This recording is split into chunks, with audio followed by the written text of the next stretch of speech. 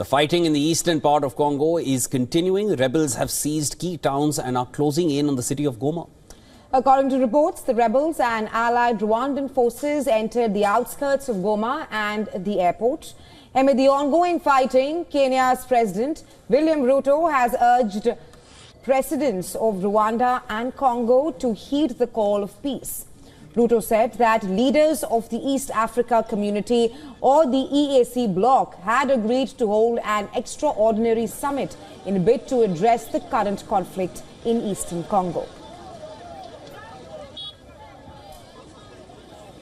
I call on the parties to the Rwanda process on eastern DRC and appeal specifically to my brothers, President Felix Tshisekedi and President Paul Kagame, both of whom I have had the occasion to speak to this evening, to heed the call for peace from the people of our region and the international community.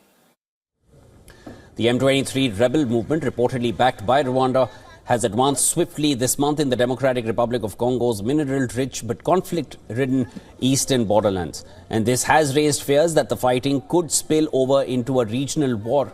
However, Rwanda denies accusations by the UN and others that it backs M23. Meanwhile, speaking to the press after a United Security Council meeting, Congolese foreign minister called the recent incidents in the country as the darkest days in DR Congo's history. The minister called the Security Council to take concrete measures such as sanctions on Rwanda, an embargo on natural resources, and to oversee an end to the hostilities.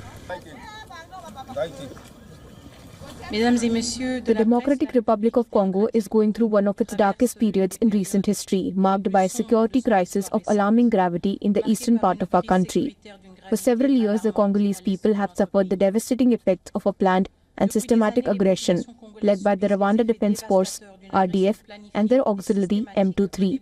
Since January 6, 2025, these illegal forces have intensified their attacks, taking over strategic localities, displacing millions of civilians and destroying vital infrastructure and committing massive human rights violations.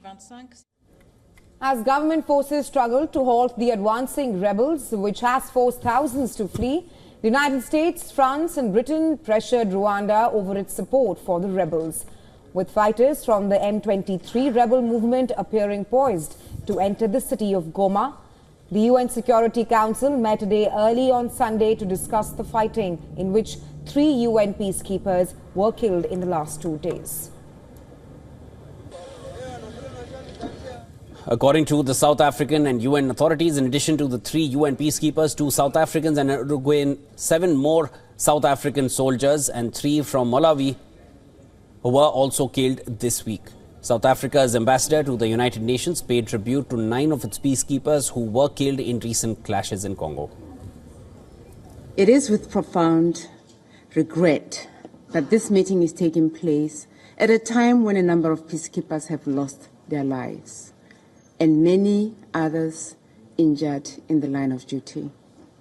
9 of these fallen peacekeepers are South Africans who showed immense bravery amidst relentless attacks from the M23.